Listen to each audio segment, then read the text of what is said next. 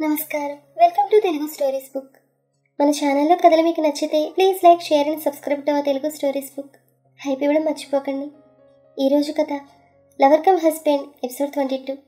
ఇంకా కథలోకి వెళ్తే, శ్రావణి కృతితో మాట్లాడడం లేదు. మిత్ర లైవ్ టెలికాస్ట్ ఆపడం లేదు. ఆ రోజు శ్రావణి కృతి పక్కనే పడుకుంది. రిషికి కృతి పరిస్థితి తెలిసి చాలా బాధపడ్డాడు. అంతా నా వల్లనే అనుకుంటూ నిద్రపోలేదు రిషి. 2 రోజులుంటానన్న శ్రావణి వారం రోజులైనా వెళ్ళలేదు. కృతిని కాలేజ్కి కూడా పంపలేదు. రిషి మిత్ర ద్వారా అన్నీ తెలుసుకుంటున్నాడు. కృతి సుప్రజతో, అక్క, మమ్మీ ఇంకెన్నాళ్ళు ఉంటుంది, తను ఎలాగైనా పంపించు ప్లీజ్ అంది. ఆ మాటకి సుప్రజ సరే అంది. ఆ రోజు ఈవినింగ్ సుప్రజ, అమ్మా, నువ్వు ఉండాలనుకుంటే ఉండు, అంతేగాని కృతిని ఎందుకు కాలేజ్కి వెళ్ళనివ్వడం లేదు? ఆయన తప్పు చేసింది నాన్న, అది నీకు అర్థం కాలేదా? అసలు చెల్లి ఏం చేయకుండానే హౌస్ అరెస్ట్ చేస్తే ఆ తర్వాత ఇటు శిక్ష అనుభవించాను కదా అని మీరనుకున్నదే నిజం చేస్తుందని సుప్రజ. సుప్రజ మాటలకు శ్రావణి ఆలోచనలో పడింది. ఆ మన్నాడు ఉదయం కృతికి జాగ్రత్తలు చెప్పి వెళ్ళిపోయింది. తను వెళ్ళగానే కృతి సుప్రజ ఫోన్ తీసుకుని రిషికి కాల్ చేసింది. రిషి డల్ వాయిస్తో, చెప్పు సుప్రజ, కృతి ఎలా ఉంది అని అడిగాడు. నేనే రిషి, కృతిని అంది కృతి. దాంతో రిషి హ్యాపీగా, ఎన్నాళ్ళో అయినట్టుంది చిన్ను, మీ అమ్మ వెళ్ళారా అని అడిగాడు. మరి అందుకేగా నీకు కాల్ చేశాను, ఇవాళ కాలేజ్కి వద్దు, ఇంకెక్కడికైనా వెళ్దామంది కృతి. దాంతో రిషి, సరే, నేను శ్రీకాంత్ బైక్ తీసుకుని మన పార్క్ దగ్గర వెయిట్ చేస్తుంటాను, కాలేజ్ టైం కల్లా అక్కడికి రా అన్నాడు. కృతి సరే అని రెడీ అయి మిత్ర సుప్రజలతో పార్క్ దగ్గరకు వచ్చింది. రిషి అప్పటికే వచ్చి బైక్ మీద స్టైల్గా కూర్చుని కృతి కోసం ఎదురు చూస్తున్నాడు. కృతిని దూరం నుంచే చూసి హ్యాపీగా ఫీల్ అయ్యాడు.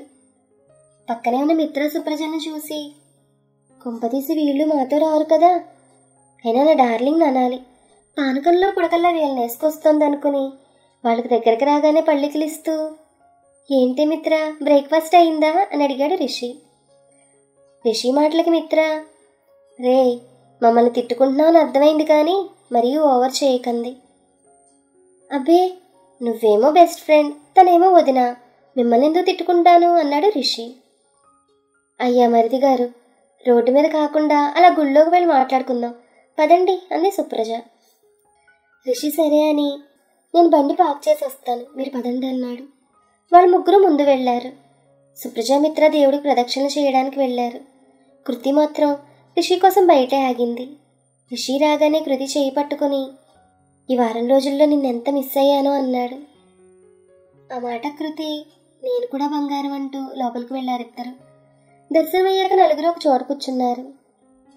మిత్ర మాట్లాడుతూ, అదయ్యా సుబ్బారావు సంగతి, నీ పాటకు నువ్వు అనుకున్నవన్నీ చేస్తావు, అవతల వాళ్ళకి ఎంత ఇబ్బంది అనేది ఆలోచించవు. సుప్రజ అక్క కల్పించుకోబట్టి కృతిని వదిలి వెళ్ళారు ఆంటీ వాళ్ళు, లేకపోతే ఈ పాటకి నీకోసమే ఈ అన్వేషణ, నీ ధ్యాసలో ఈ ఆలాపన, ఎడబాటు రేపిన హృదయ వేదన అని నువ్వు నేను సినిమాలో పాట పాడుకుంటూ ఉండేవాడు నువ్వు అంది మిత్ర. ఆ మాటకి రిషి, అవునా, అలా పాడాలా అంటూ సుప్రజ వైపు చూసి నవ్వాడు. దాంతో సుప్రజ కూడా నవ్వుతూ, అంత అవసరం రాదులే మిత్ర, ఎందుకంటే రిషి ప్లాన్ నేను అమలు చేశాను, తను చెప్పమన్నదే నేను చెప్పాను మా అమ్మ నాన్నకి అంది సుప్రజ. ఆ మాటలకి మిత్ర కళ్ళు తిప్పుతూ, అబ్బో సూపర్ అంది. సరే చెప్పండి, ఏంటి విషయం అని అడిగాడు రిషి. దాంతో మిత్ర, తొందరగా చెప్పక్క, వీడు మన ఇద్దరం ఎప్పుడు వెళ్తామా అని చూస్తున్నాడంది. దాంతో రిషి స్మైల్ ఇచ్చి, అర్థమైంది కదా అన్నాడు. రిషి, కృతి, మీ ఇద్దరు జాగ్రత్తగా వినండి. కృతికి ఎప్పుడో ఒక సంబంధం అనుకున్నారు, కానీ అది ఎవరితో అనేది తెలియదు. మొన్న అమ్మమ్మతో చెప్తుంటే విన్నానని సుప్రజ చెప్తుండగా అది విన్నా కృతి భయంగా రిషి చేతిని పట్టుకుంది. రిషి తన చేతితో కృతి చేతిని తట్టాడు. సుప్రజ కంటిన్యూ చేసింది, రిషి, నువ్వంటే నాన్నకు అస్సలు ఇష్టం లేదు, ఆయన ఎటువంటి పరిస్థితుల్లోనూ మీ పెళ్లికి ఒప్పుకోడు, నాన్నకి ఇష్టం లేకుండా అమ్మమ్మ మీకు సపోర్ట్ చేయరు, అందుకే నేను ఒకటి అనుకుంటున్నాను, కృతికి నెక్స్ట్ వీక్ 18 సంవత్సరాలు వస్తాయి, మీ ఇద్దరూ పెళ్లి చేసుకోండి, నేను మిత్ర అభి మీకు దగ్గరుండి పెళ్లి చేయిస్తామంది సుప్రజ. సుప్రజ మాటలు విన్న రిషి, అప్పుడు వెంటనే మీ నాన్న చేయిస్తాడు నాకు పెళ్లి పోలీసులతో అన్నాడు. సుప్రజ మాటలకు కృతి, అక్క మేమింకా చిన్నవాళ్ళమే. నాకు రిషి మీద ఇష్టం కొత్తగా ఇప్పుడు వచ్చింది కాదు. తనకు కూడా అంతే. అలా అని పెళ్లి వయసు కాదు మాది. నాన్న నాకు ఇష్టం లేకుండా పెళ్ళెలా చేస్తాడు నాకు? అంతవరకు వస్తే అప్పుడే ఆలోచిస్తాను. నువ్వు మిత్ర మాతో ఉండడం మా అదృష్టం. ఇంకో విషయం, అభికి నేనే టైం చూసి మా విషయం చెప్తాను. వాడు నా ద్వారా తెలిస్తేనే సంతోషిస్తాడు. మేము ముందు సెటిల్ అవ్వాలి, ఆ తర్వాతే ఏదైనా అంది కృతి. అవును సుప్రజ, కృతి చెప్పింది కరెక్ట్. అంతగా తెగేదాకా వస్తే నేనేంటో అప్పుడే చూపిస్తా అన్నాడు రిషి. అవునక్క, వీడు చెప్పేది నిజమే. ముందు ఎవరి కెరీర్లో వాళ్ళని సెటిల్ అవ్వని అంది మిత్ర. దాంతో సుప్రజ, సరే మీ ఇష్టం. రిషి, యు ఆర్ లైక్ సూర్య. నాకు వాడెంతో నువ్వు కూడా అంతే. మా చెల్లి జాగ్రత్త అని చెప్పి మిత్రతో వెళ్దామా మిత్ర అని అడిగింది. సరే అక్క అని కృతికి రిషికి పై చెప్పి వెళ్ళిపోయారు మిత్ర సుప్రజ. వాళ్ళు వెళ్ళగానే, చిన్ను ఎక్కడికి వెళ్దాం అని అడిగాడు రిషి. నీ ఇష్టం అంది కృతి. ఇద్దరు చేతుల్లో చేయి వేసుకుని బయటకు వచ్చారు. రిషి బైక్ స్టార్ట్ చేసి ఫాస్ట్గా పోనిచ్చాడు. కృతి తను పట్టుకుని కూర్చుంది. ఒక అరగంట తర్వాత ఏదో రిసార్ట్ ముందు బండి ఆపాడు. ఇద్దరు లోపలికి వెళ్ళారు. ఒక ప్లేస్ చూసుకుని కూర్చున్నారు. రిసార్ట్ అంతా కోలాహలంగా పిల్లలు ఆడుకుంటూ సందడి సందడిగా ఉంది. ఆ ప్లేస్ కృతికి బాగా నచ్చింది. ఇప్పుడు చెప్పు చిన్ను, ఎలా ఉన్నావు అని అడిగాడు రిషి. నువ్వు ఉండగా నేను బాగా ఉంటానంది కృతి. మీ అమ్మ కొట్టిందంట, నా వల్లే కదా అని కృతి బుగ్గలు నిమిరాడు రిషి. ఏ లైట్ తీసుకో, అమ్మే కదా కొట్టింది, ఏం కాదులే అంది కృతి. అవును, ఎలా ఉంది నీ జాబ్ అని అడిగింది. పర్లేదు, ఏదో ఉంది సోదిగా. అదేంటి అంత నీరసంగా చెప్తున్నావు? బిల్స్ ఎంటర్ చేయడం అంటే చేరాను, కానీ ఇప్పుడు ఎవరైనా తినొదిలేసిన ఆ ప్లేట్స్ కూడా తీయమంటున్నాడు ఓనర్. అదేంటి సర్వర్స్ లేరా? అది సెల్ఫ్ సర్వీస్. ఎవరు తిన్న ప్లేట్లు వాళ్ళే వేయాలా డస్ట్బిన్లో అంటూ సాగదీశాడు రిషి. అయితే ఏముంది, కొంతమంది మీ బాబులాగా బలిసిన వాళ్ళు వస్తారు అనగానే కృతి కోపంగా మా నాన్నెళ్ళ ఆవుగా ఉండడంది. ఊసిని పొట్టి, బలిసిన వాళ్ళంటే సౌండ్ పార్టీలు, డబ్బులు బాగా ఉన్న వాళ్ళని మేము అలాగే పిలుచుకుంటాం అన్నాడు రిషి. రిషి మాటల కృతి, ఓ డబ్బున్న వాళ్ళంతా అలాగే ఉంటారా అని అడిగింది. అందరూ ఉండరు, కొంతమంది అలా చేస్తారన్నాడు రిషి. కొంతమంది అంటే ఎలా చెప్పాలి? మధ్యలో డబ్బులు వస్తాయి వాళ్ళు. అలా అయితే నువ్వు కూడా అంతేనా? కొన్నేళ్ల తర్వాత నీకు బాగా డబ్బులు వస్తాయి, అప్పుడు నువ్వు కూడా ప్రౌడ్గా తయారవుతావా అని కృతి అడగగానే, అప్పుడు నువ్వు నాతోనే ఉంటావుగా, నేను ఎక్కడైనా ఎక్కువ చేస్తున్నాను అనిపిస్తే నన్ను డౌన్ చేయడానికి. అవును, అంత నమ్మకం ఏంటి చిన్ను నా మీద? నేను కూడా డబ్బు బాగా సంపాదిస్తానని అని అడిగాడు రిషి.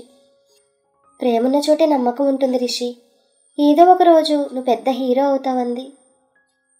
అదంత ఈజీ కాదు కృతి, మన వెనుక బ్యాక్గ్రౌండ్ లేదు. ఎంతో కష్టపడితే కానీ ఒక లెవెల్కి వెళ్ళలేం, దానికి చాలా టైం పడుతుంది. అసలు ఒక్కోసారి నేను కరెక్ట్ డెసిషన్ తీసుకున్నాననే డౌట్ వస్తుంది అన్నాడు రిషి.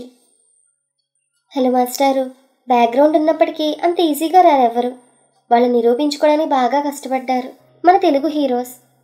అలాగే ఏ బ్యాక్గ్రౌండ్ లేకపోయినా కష్టపడి ఇండస్ట్రీని ఏలిన వారు కూడా ఉన్నారు. నువ్వు ఇప్పటి నుండి అలా డల్ అవ్వకు. అసలు ప్రయత్నం మొదలు పెట్టకుండా ఫలితం గురించి ఎందుకు ఆలోచిస్తున్నావు? నీకు 3 years టైం ఉంది. నీకు అవసరమైన ఫ్రేమ్స్లో శిక్షణ తీసుకో, చివరి వరకు ట్రై చేయి. నేను ప్రతి అడుగులో నీ వెంటే ఉంటానన్నది కృతి. కృతి మాటలు విన్న రిషి, నువ్వు అలా బూస్టప్ చేయి, నేను దూసుకెళ్తా అన్నాడు. ఆ మాట కృతి నవ్వుతూ, ఇంకోటి చెప్తాను విను. మనకు చేసే పని కరెక్ట్ అనిపించి ఎవరికి హాని చేయందైతే మనం ఆ పని ఆనందంగా చేయాలి. Dignity of labour. చేసే పనికి పెద్ద పని చిన్న పని అనే తేడా ఉండకూడదు. ఎటువంటి పని చేశామని కాదు, ఎంత తక్కువ స్థాయి పని అయినా సరే ఎంత బాగా చేశామనేది ముఖ్యం. ఈరోజు నువ్వు ఆ బేకరీలో అకౌంటెంట్ అయినంత మాత్రాన ఎవరో తిన్న ప్లేట్స్ తీస్తే నీ స్థాయి ఏం తగ్గదు. ఏమో, ఫ్యూచర్లో నువ్వు పెద్ద స్టార్ అయ్యాక అప్పుడు ఇలాంటివి నీకు గుడ్ మెమరీస్గా గుర్తుంటాయి. సో ఇక నుంచి వాళ్ళు ఏం చెప్పినా ఫీల్ అవ్వకుండా చెయ్యి. అలా అని వాళ్ళకి ఏం కష్టం కలిగే పనులు చెప్పర్లే అంది కృతి. కృతి మాటలు విన్న రిషి, చిన్ను నీకెలా తెలిసిదంతా? బుడ్డి, అందుకే నువ్వంటే నాకు ప్రాణం.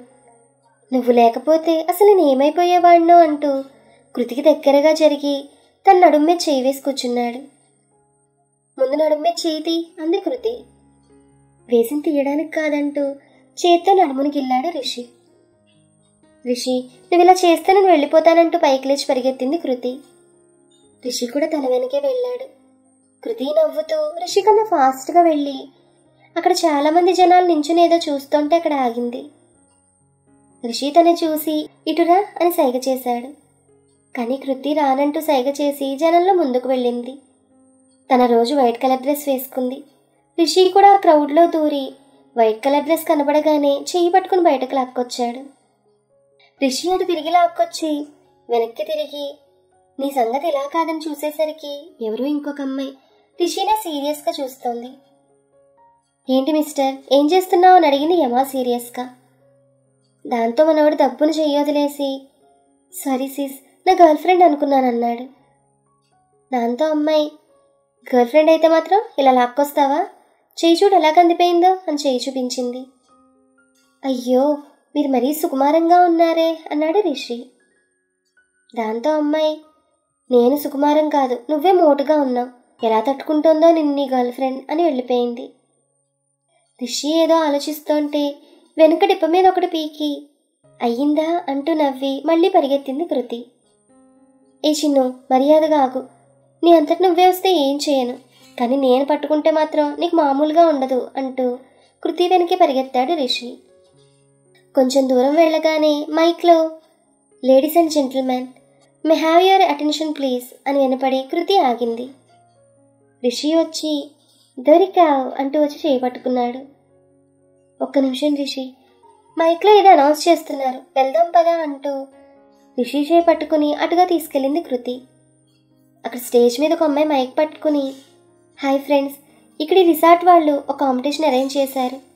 వయసు 20 కన్నా తక్కువ ఉన్న వాళ్ళు జంటగా రావాలి. జంట అంటే 2 అమ్మాయిలు అబ్బాయిలన్నా పర్లేదు, కాకపోతే ఆ జంటలో ఒక్కరికైనా వంట రావాలి, అదే రూల్ అంది. మీకు అరగంట టైం, ఎన్ని ఐటమ్స్ అయినా చేయండి, ఎంత టేస్ట్గా చేస్తున్నది ముఖ్యం, ఇంట్రెస్ట్ ఉన్న వాళ్ళు నేమ్స్ ఇవ్వండి అంది. అది విన్న కృతి పద మన నేమ్స్ ఇద్దామని వెళ్ళి నేమ్స్ ఇచ్చింది. అలా 20 జంటలు నేమ్స్ ఇచ్చారు. వాళ్ళందరినీ ఒక హౌస్లోకి తీసుకెళ్లారు. ఆ యాంకర్ వచ్చి వాళ్ళందరినీ ఒక పెద్ద రూమ్లోకి తీసుకెళ్ళింది. అక్కడ అన్ని రకాల కూరగాయలు, వంట దినుసులు పెద్ద మొత్తంలో ఉన్నాయి. మీకు కావాల్సినవి తీసుకోవడానికి 10 నిమిషాల టైం. ఇవన్నీ తీసుకున్న వాళ్ళు ఈ రూమ్ వెనుక డోర్ ఉంది, ఎవరు ముందు వెళ్తారో వాళ్ళు అక్కడ ఉన్న స్టవ్ సెలెక్ట్ చేసుకోవచ్చు. యువర్ టైం స్టార్ట్స్ నౌ అందా యాంకర్. కృతి ఫాస్ట్గా 2 ప్లాస్టిక్ బుట్టలు తీసుకుంది. కృతి రిషికి ఒక బుట్ట ఇచ్చి నువ్వు ఇందులో అన్ని కూరగాయలు వెయ్యి, సుమారు 1/2 కిలో ఉండేలా వెయ్యి అంటూ తను ఇంకొక బుట్టలో వంట సామాగ్రి వేసింది. ఇద్దరు వెనక డోర్ నుంచి వెళ్లారు. వీళ్లకన్నా ముందు ఇంకో జంట వాళ్ళకి కావాల్సిన ప్లేస్ సెలెక్ట్ చేసుకున్నారు. కృతి 4 బర్నర్స్ ఉన్న స్టవ్ సెలెక్ట్ చేసుకుని రిషి చేతులను బుట్ట తీసుకుని స్టవ్ పక్కన నీట్గా అరేంజ్ చేసింది. ఈ కాంపిటీషన్లో గెలవడానికి కృతి రిషి ఏం చేయబోతున్నారు? మరి ఈ కాంపిటీషన్లో విన్ అయ్యింది ఎవరు? ఈ కాంపిటీషన్లో పాల్గొనడం వల్ల వారి జీవితం ఎటువంటి మలుపు తీసుకుంది? ఈ కథ మీకు నచ్చితే please like, share and subscribe to our Telugu stories book. Thank you.